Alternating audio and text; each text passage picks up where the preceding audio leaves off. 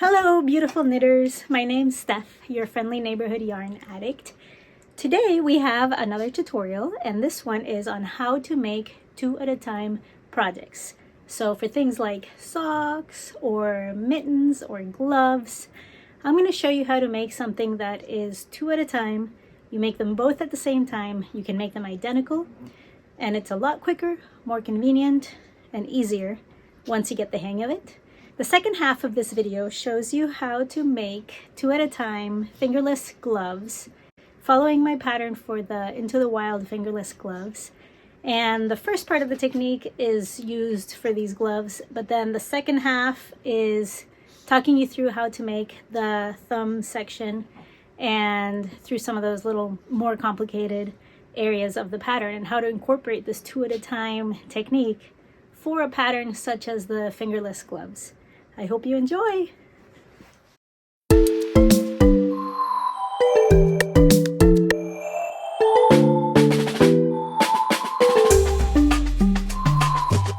Let's start with the materials that we'll need. We're going to need 2 sets of circular needles. Of course, I like to use knit picks, and I've got size US 10 for the project I'm working on. And we need 2 balls or skeins of the yarn that you're using, and it's got to be identical because obviously you're making 2 gloves or socks or whatever it is you're making, but you need 2 separate balls of it. I'm using Malabrigo, of course, which is my favorite yarn, and let's jump right into it.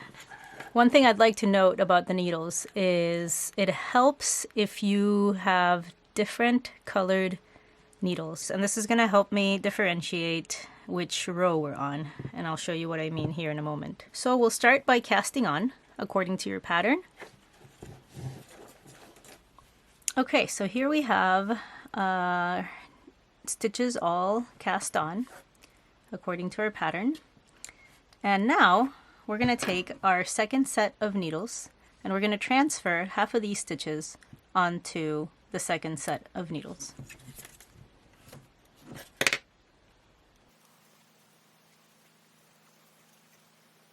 Okay, so I have the 2 halves on each set of needles. Now, here's the key. We're going to cast on the second pair of gloves, okay? And we're going to make sure that we use the original needle that we cast on the first time, which was this one for me. We're sliding these down all the way down the cable so that they're out of our way. I'm grabbing the same pair of needles that I started with, and I'm casting on from my second ball, casting on again for my second glove.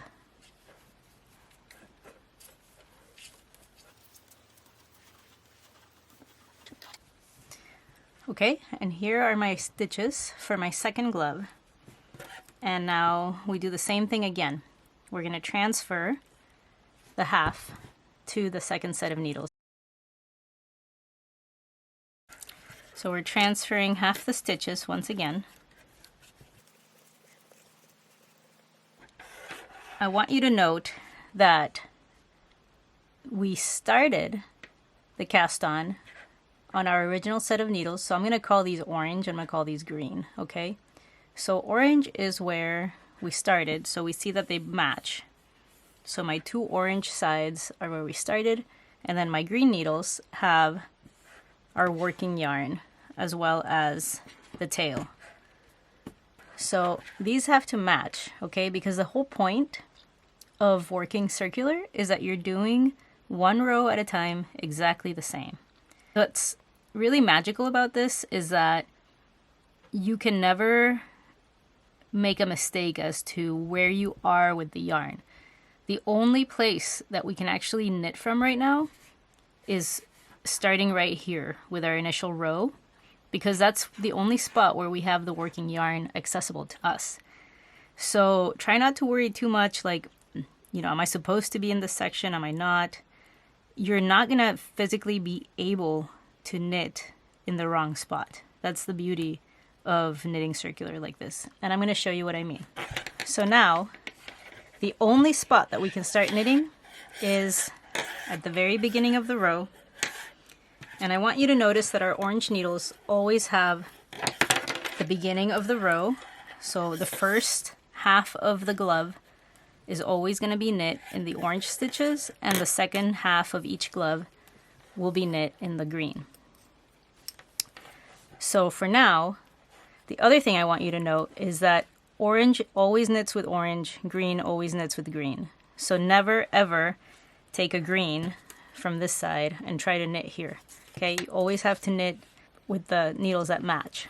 And this is why I think it's a really good idea to have a different color set of needles, or maybe differentiate them in a certain way, maybe have a different colored cable. Anything you can do to make this easier on yourself, especially if you're a beginner at this. So we want to make sure that our stitches are not twisted. Now, what does that mean? Well, it means that this part that where our actual work is matches in this loop. It is actually a little bit more important to make sure it's not twisted on the second row. If you do it on the first row, it can still be fixed. We're going to go ahead and start our first row. We set this green one aside. We pick our orange one from the other side, bring it around. And for this particular pattern, we're doing ribbing for the bottom of the glove. We finished our row. And now it's going to look a little bit funky. We kind of have cables everywhere, yarn everywhere, but again, you're only going to be able to knit physically where you are able to find the working yarn. What I mean by that is, here, we wouldn't be able to start this row right here because there is no needle exposed. The needle is over here. So we can't physically begin on this side. So the only place it makes sense to begin is, again, on the orange needle, and we're going to begin the row of the second glove. So we go ahead and grab our orange needle, we pull, so we have this orange needle ready to go. This cable is probably a little bit longer than it needs to be, but I kind of like having the different lengths cables, different colors, just so that I can easily differentiate. We make sure our work is not twisted, and we start knitting. This is the first row, the first half of the second glove. So we just finished the first half of the first row of the second glove, okay? See how now the next working needle is our green. So we're going to continue working on the second glove. And this is the second half of the first row. We are now switching and we're working with our green needles.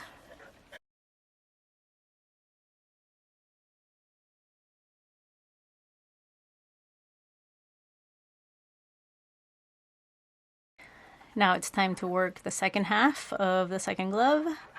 We pull this one out of the way. We grab the green needle, bring it around. Our working yarn is right here.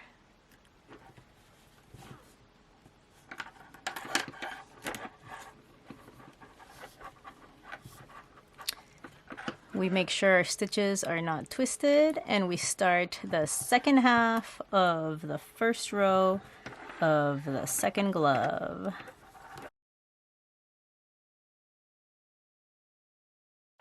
So we've just finished the first row of the second glove. We have a full row. Now we go ahead and pull this needle through. Time to work the second half of the first glove. Here's our working yarn. It's a bit twisted up, but no worries. We just maneuver the needles so that the working yarn is no longer twisted in. You might have to shift the balls around so that you untwist the yarn. Try to keep them separate. See, I have this ball on this side right here, and I have this one kind of over here, so that I'm not getting my yarns twisted with each other, and that will help you. As you can see, I make sure I have no twists on my work. Here's my working yarn for the first glove. I grab the other side of my green needles and I'm gonna go ahead and finish this first row on the first glove.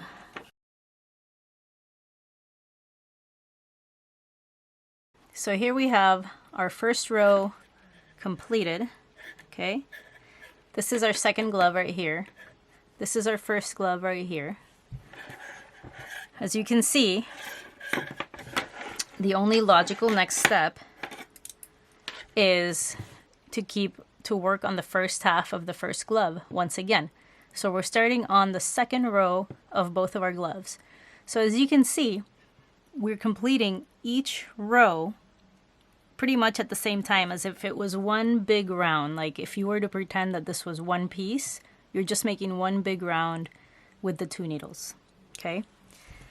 So we're back to our orange needle. I'm gonna go ahead and set it up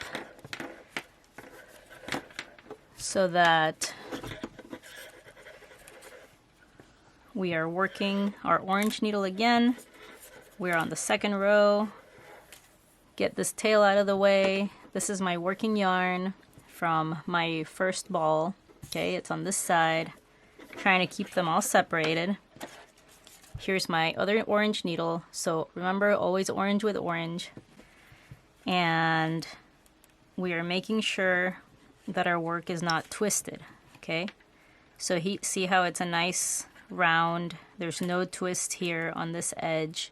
Typically it would be right here where you would have the danger zone of getting a twist. So it's not twisted, and we're gonna go ahead and start our second row of ribbing. We're gonna go ahead and pull this through. So the one that you just finished working with, the needle you just finished working with, you pull through.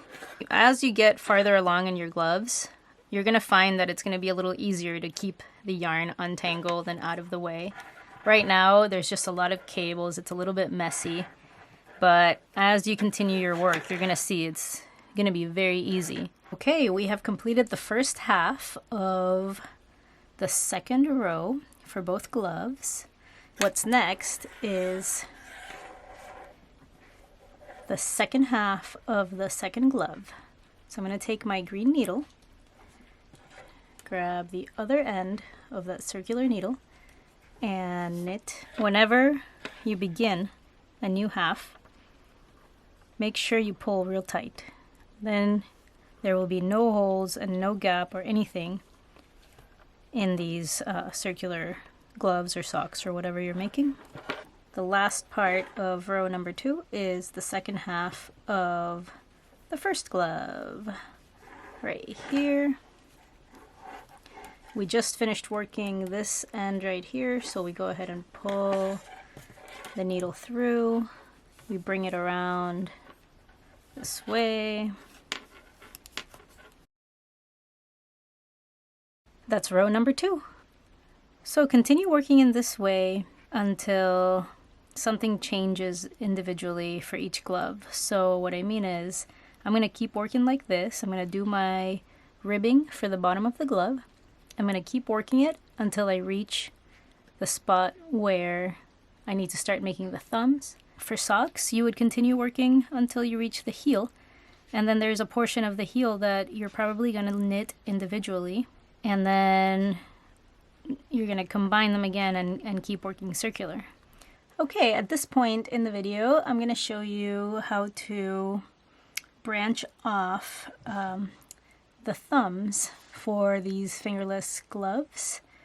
If you are only interested in learning how to do a 2 at a time anything like socks or gloves, this is probably not going to apply to you anymore. So you've already learned that technique earlier in this video, and I hope you were able to make your socks or gloves or whatever project you're working on a successful 2 at a time project. Now I'm going to show you how to continue the 2 at a time glove project, and we're to the point where we're going to branch off and we're going to isolate these thumb stitches and put them on a scrap piece of yarn. And then we're going to continue working the main body of the glove.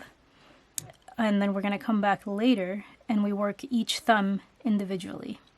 So basically the 2 at a time technique is applied only for the body of a project. For a glove, you do have to make the fingers separately and 1 at a time. And this is going to be fingerless gloves, so I'm just branching off, making the thumb individually, but the rest of the fingerless glove to the end is going to be using this 2 at a time technique.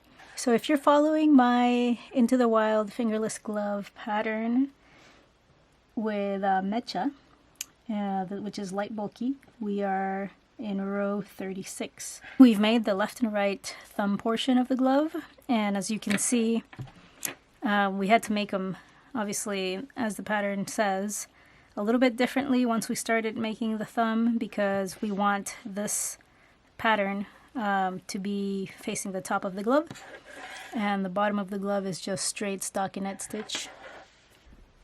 Here we're to the point in the pattern where it says isolate the next 8 stitches. Well, as you can see, we only have access to 4 right here.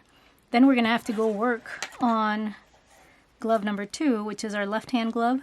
We're going to have to isolate stitches here for this thumb. So we're going to work this glove, then we're going to come back and do the 4 after we get done with glove number 2, because we don't have access right this second to all 8 stitches. We only have access to the 4. So you grab your scrap piece of yarn, and with the tapestry needle, I just go ahead and take these 4 stitches, place them right there in my scrap piece of yarn, and then I move on to glove number 2. I just wanted to clarify this part because it can be a little bit complicated in the pattern. As you can see, it says to knit these 4, and then we're going to put them on the scrap piece of yarn. The reason for that is because we can't leave the working yarn, we cannot leave it in the middle of these 8 stitches. So we work these 4 stitches. Now our working yarn is here where we can continue working the glove, and once we reach, right before we reach these 4 stitches over here, we'll place these on the scrap piece of yarn as well. And I have a little trick here. Don't be too alarmed. I just pull these right off and I rescue these stitches really quick before I lose any of them. And then I keep working my glove. Okay, I am on my other side, second half of glove number 2, or the left hand glove. I am going to knit until I reach the last 4 stitches. And before I go knit these last 4, they go on the scrap yarn. And then you can either pop the needle off and rescue the stitches, or you can keep that needle on there. It's a little bit harder for me, so I'm going to go ahead and pop these stitches off. And before I lose any of them, I quickly grab the scrap yarn. And here is our 8 stitches for the thumb hole. And I continue working the main body of the glove 2 at a time, as if nothing ever happened. Now we're at glove number 1, or the right hand glove, according to our pattern. And we had picked up the 4 stitches right here. Well, now I'm ready to pick up the next 4. It's a little bit easier now that I have my needle tip on the side right here. And pull through, and we have our 8 stitches here. We continue working the row as if nothing ever happened. Continue working with my green needles with that same 2 at a time technique. Well, I hope you enjoyed the tutorial. I really hope it was easy to understand. And of course, if you have any questions, leave them in the comments below. Please feel free to support my Instagram. I have the information right here. And please subscribe and like and all that good stuff. And we'll see you on the next tutorial.